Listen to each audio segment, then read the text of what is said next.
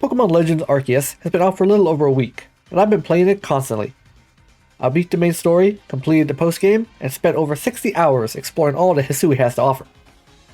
So, does the game deliver on the bold new direction that they promised us? Or should they have just stuck to the old formula? Find out as we explore the game in my review of Pokemon Legends Arceus for the Nintendo Switch. Let's jump into it. First off, let's get one thing out of the way. The graphics. I know subpar graphics are a point of contention for a lot of Pokemon fans, but to me, this is one of the least important aspects of this game, as all of the other elements raise it up so much that a low quality tree or two doesn't detract from my enjoyment in the slightest. Could it be better? Yes.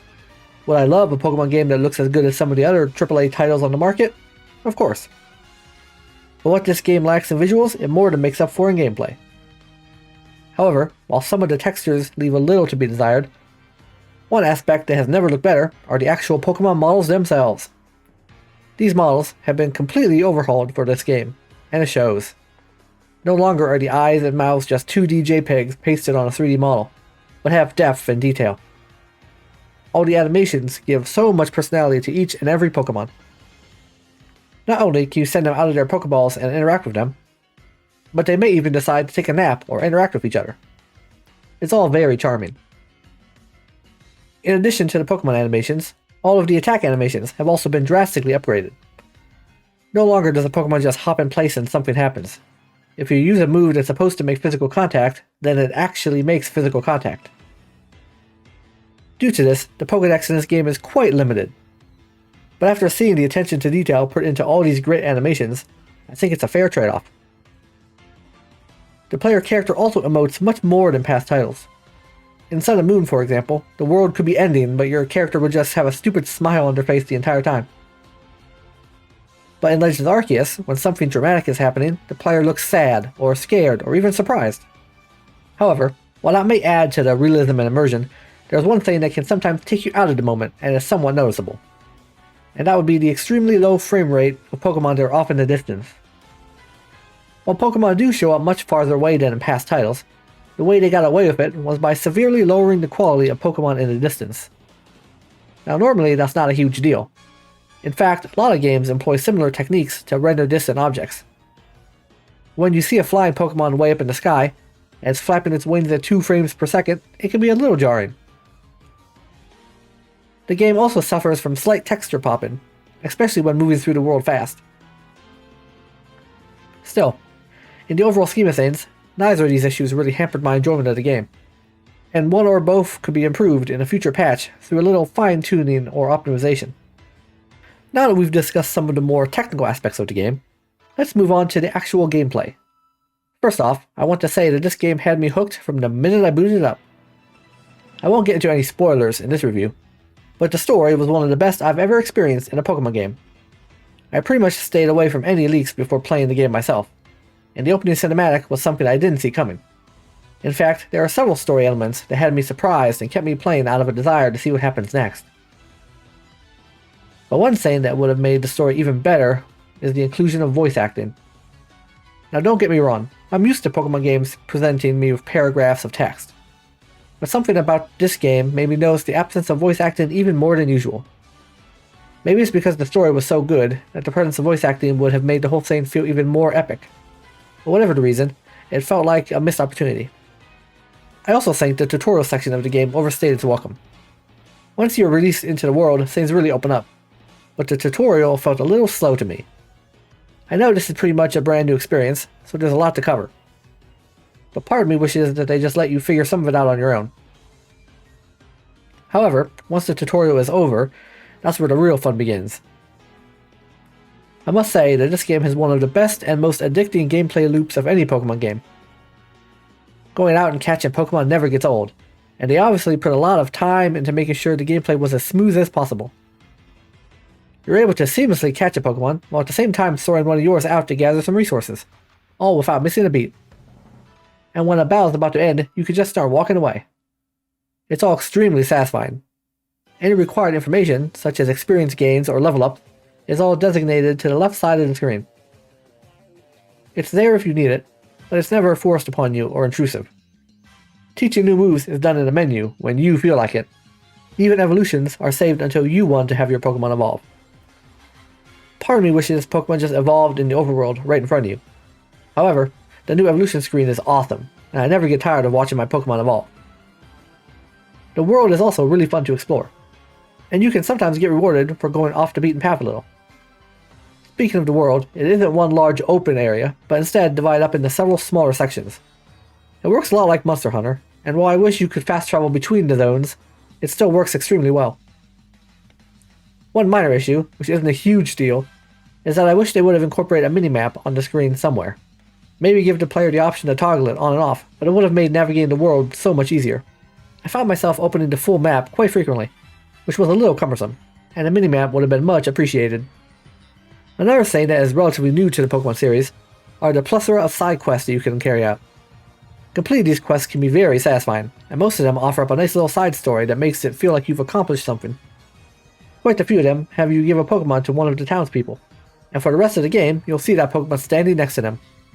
It makes the world feel alive by showing that your actions matter and are having an impact. At the start of the game, there are 0 Pokemon anywhere in Jubilife Village, but you're slowly incorporating them into the daily lives of these people and showing everyone that Pokemon aren't just creatures to be feared, but the people and Pokemon can coexist and help each other out. Now that we've gone over the amazing gameplay, one aspect of the game that feels a little tacked on is the battle system. Overall, it was fine, but some aspects of it seemed watered down, while others felt like they were trying to make it more strategic, but didn't quite hit the mark. The new Agile Style system, for example, is an interesting idea, but sometimes felt confusing. I wasn't always exactly sure why the turn order was changing based on my actions. Sometimes using Agile Style would allow me to go twice, but sometimes it wouldn't. I'm sure speed stats and move priority has some effect on all of that, but it was never made entirely clear how some of those elements interacted with each other. And during your opponent's turn, you can't even see the current turn order, which contributed to some of the confusion. EVs and IVs have also been removed, and instead have been replaced with effort levels, which are enhanced using grit, which can be found throughout the game. Each stat has an effort level that can range from 0 to 10, and you can use grit to increase those levels. I don't mind this change as much, since worrying about EVs and IVs in the past games could sometimes get a little stressful. But natures still work the same, and you can get mins to change your natures, so no complaints there. I also love how you can swap out a Pokemon's moves whenever you want, so if you temporarily want to use a certain move, it's never been easier. The fluidity of entering battle also gets high praise from me. You just have to throw out your Pokeball and the battle begins. And the fight takes place in the overworld rather than swapping to some vacant arena, which is a welcome change that adds to the immersion and smoothness of the gameplay. The move pool has also been reduced overall, likely due to the superb animations each move received. And the way some of them function has also been changed, especially some of the stats conditions. For example, you can no longer get frozen, but instead get frostbitten, which works the same as being burned, except it also reduces the Pokemon's special attack, while being burned still lowers physical attack. Sleep is also different, and works pretty much the same as paralysis. Poison stays the same, but there's a new condition where splinters dig into a Pokemon and cause residual damage.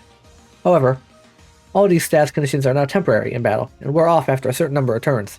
The same goes for stat buffs and debuffs. And any stat change reverts to normal after a few turns have passed, and they no longer stack. For example, if you use Swords Dance once, using it again won't increase your offensive power any higher. They also got rid of abilities and held items. I didn't really notice their absence, but at the very least, including some basic passive abilities could have made some of the battles a little more interesting. Additionally, I do wish that they would have introduced some attacks that damage all opponents at once. When you get swarmed by 5 Zubat, it would be nice to use something like Surf and take them all out at once. I understand why they got rid of these moves, but at least they could have introduced some form of splash damage. That way when you're thrown into a 1 versus 5 situation, it wouldn't feel as unfair. Or let the player send out more than one Pokemon at a time, like some of the other trainers in the game do. That being said, not all of these changes are bad, and most of them were designed to speed up battles and prevent them from going on forever. In fact, a lot of the game's mechanics were implemented with speed in mind, to never force the player to wait unnecessarily, which I can appreciate. And battling does take more of a back seat to catching in this game anyway. I often try to catch a Pokemon without engaging in battle, and only initiate a fight if I have no other option. Some of my most gratifying catches comes from throwing out some food, dropping a smoke bomb, and waiting for the perfect chance to throw a Pokeball. When the Pokemon stays in the ball, the sound it makes is extremely satisfying. I could go on for hours talking about some of the game's features, and there are several elements I didn't have time to talk about in this review. But there are a few more quick topics I want to touch on before wrapping things up. First, the postgame. Without giving away any spoilers, I'll just say that it was one of the best postgames I've ever experienced in a Pokemon game. And the final boss fight was epic. It was probably one of the hardest fights out of any Pokemon game I've ever played. Speaking of difficulty, this game at times was tricky, but I welcomed the challenge. Some of the frenzied nobles defeated me several times, but the final fight of the postgame took me at least 10 or more attempts. I also want to quickly mention shiny hunting. Whenever there's a mass outbreak of a Pokemon, you have a boosted chance to find it as a shiny. I'm having a lot of fun hunting for them, and I mostly just wanted to bring it up at the end of this video so I could showcase some of the shinies I've caught. But with that, I think it's about time to wrap things up and review my final score for the game. Overall, Pokemon Legends Arceus does deliver on the bold new direction that they promised us. The utter joy and delight that comes from catching Pokemon in this game is endless.